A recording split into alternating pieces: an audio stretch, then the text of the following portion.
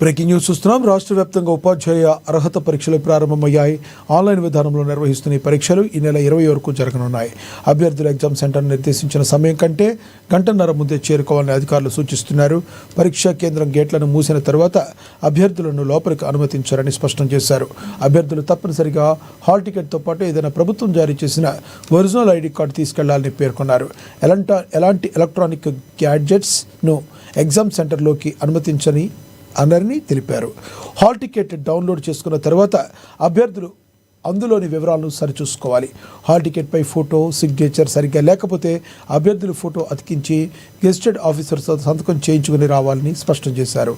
ఇక పరీక్షా సమయం పూర్తయిన తర్వాతే అభ్యర్థులను పరీక్షా కేంద్రం నుంచి బయటకు పంపుతామని విద్యాశాఖ అధికారులు స్పష్టం చేశారు.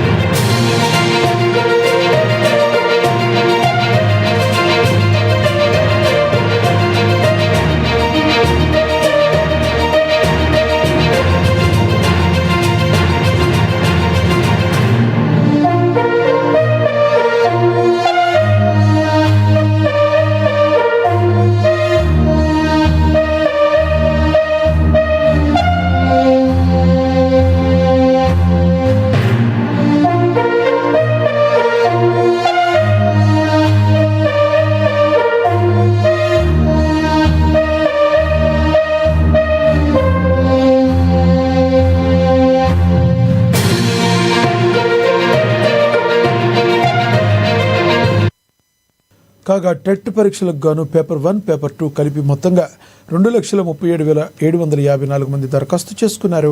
అందులో 71,670 మంది ప్రస్తుతం సర్వీసులో ఉన్న ఉపాధ్యాయులు ఉన్నారు. దేశవ్యాప్తంగా టెట్ను తప్పనిసరి చేస్తూ దేశం అత్యున్నత న్యాయస్థానం సుప్రీంకోర్టు తీర్పు ఇచ్చిన నేపథ్యంలో ఇన్ సర్వీస్ ఉపాధ్యాయులు కూడా పరీక్ష రాయడానికి దరఖాస్తు చేసుకున్నారు.